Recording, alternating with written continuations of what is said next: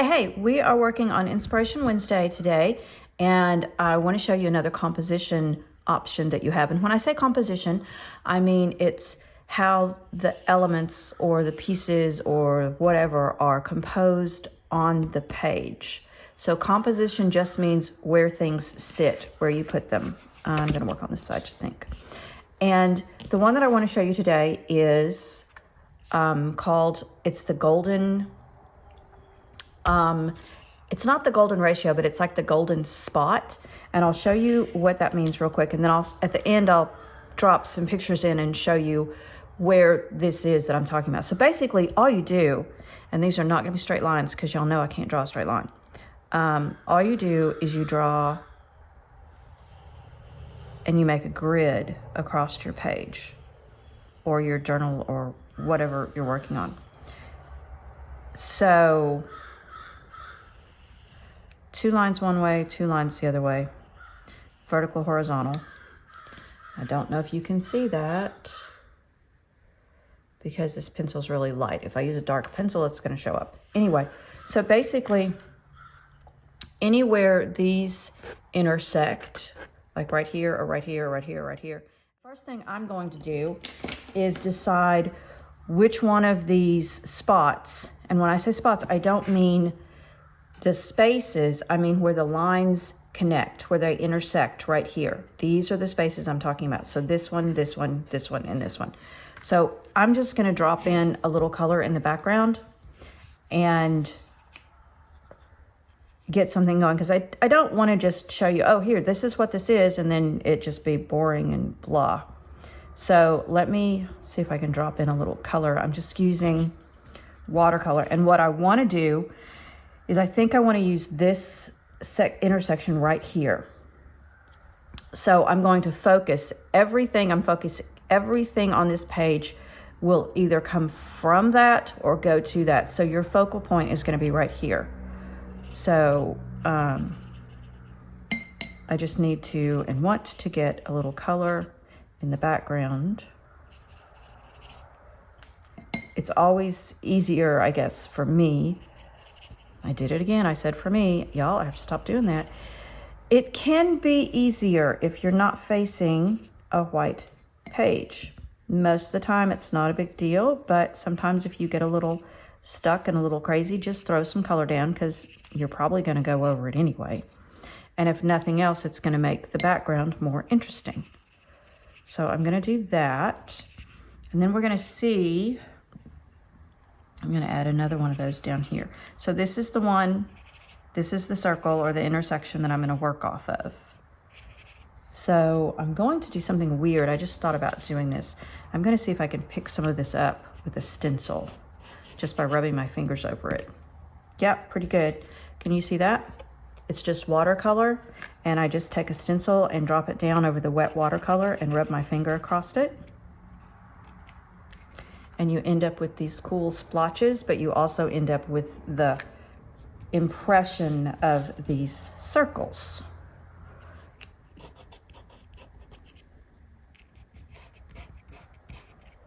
Okay, so we've got a little interest in the background now. So the next thing I'm gonna do is the crazy, why would you do such a thing? And I'm gonna drop some little elements over it. And it's not completely dry, and that's okay. So I'm gonna put this one over here. Let's see if I can get this in. And this is just something that's left over from another, from the flower vase that I did, that I showed you how to do just by cutting out paper. This is one of the cutouts from that.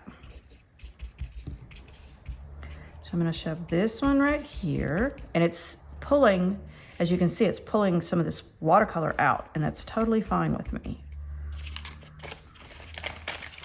And this is just paper that I did, painted over, and it's that painter's paper that professional house painters use to put down if they are, when they're painting a room or something. And this is not looking fabulous yet, but we're going to get there. So yes, I'm covering up just what what I just did, and that's okay.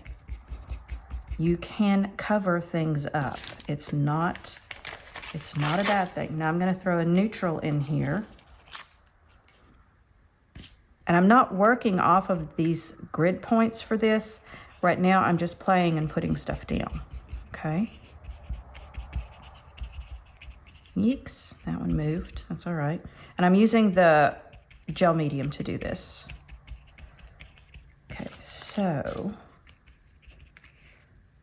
getting there with that. And I want to add a little more of this. What did I do with it? Blah, I just had it. There it is. I'm actually going to add the other piece of this down here.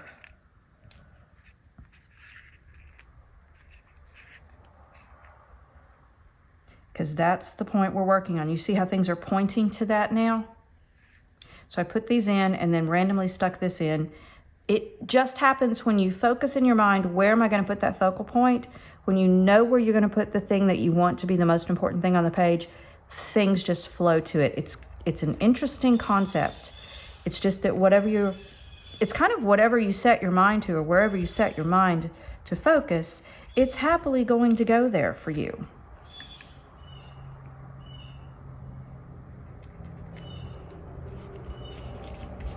Oops, I'm off the page a little bit, which is fine, but not this time. Okay, so I've put that intersection point in view right here. It's right there.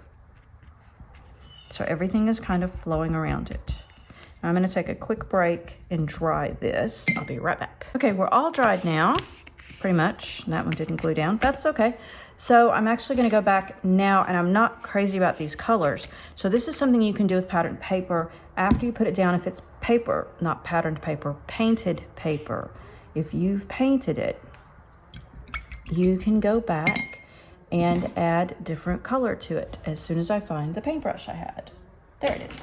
Okay, so I want to adjust this color a little bit because it's not really fitting what I have going on. And see how I can just kind of run over it, and it changes. It doesn't completely get rid of that background color, but it gives it enough that it makes it a little more cohesive. Okay, so I like that. Now the next thing I'm going to do, one of the last things I'm going to do, this is the image that I want to put down. It's the cover of a magazine actually, and I just yanked it off. So, and I haven't decided if I want to use this part of it or I want to use this part of it. So one of the things I want to look at is if I use this part, there's 1, 2, 3, 4 elements in this section. You like to use elements in odd numbers. And if I use this one, there's only 2. So either way, I'm kind of stuck with even numbers. But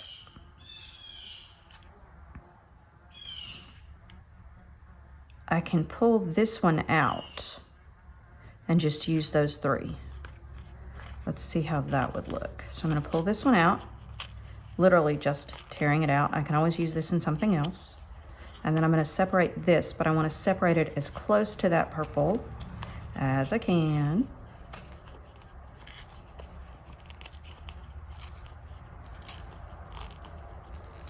Okay, so now I have this.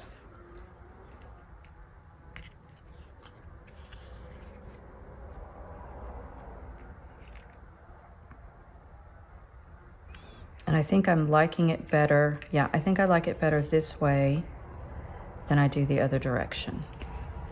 Okay, so I'm going to drop this in. Hopefully it might take a little extra gel medium to get it down because this is a really thick paper, but that's okay. It will go down.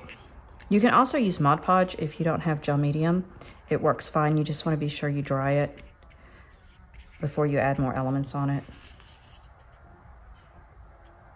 So yeah, I'm going to just drop it right there.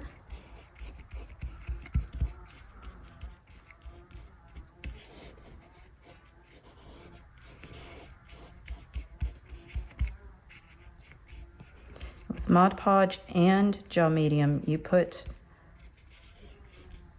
the adhesive on the paper first, then you put your image down, and then you go back over the image so it's saturated and the adhesive soaks through. Okay, that's basically what I'm talking about. Is you have a grid system down, and then you choose which intersection you want it to be at. That makes your image pop off the page, so there's not a lot of competing images. Now, the other thing about this is when you do it, you can add other elements. So you'll have a primary focal point, and maybe you'd have a secondary focal point. So I could drop this in here, and it's not competing with this because it's smaller. But a lot of the great artists had multiple focal points, and they were masters at this, and they spent years and years developing and doing, and it was amazing, and that's fabulous. I have no intention of even believing I will ever get there, and that's totally fine, because I like what I'm doing, and I want you to like what you're doing, and I want you to understand that when you come to the page, you have this creative inspiration, and you can't wait to get to it. But then you're thinking, but what colors am I going to use? Oh, great. But then where am I going to put it? And I've got all this white space. So if I can give you some basic things to understand and to apply, you can go, okay, I don't know where I'm going to put it, but let me put a grid down. I want to put it here. And then you can work from that. Okay?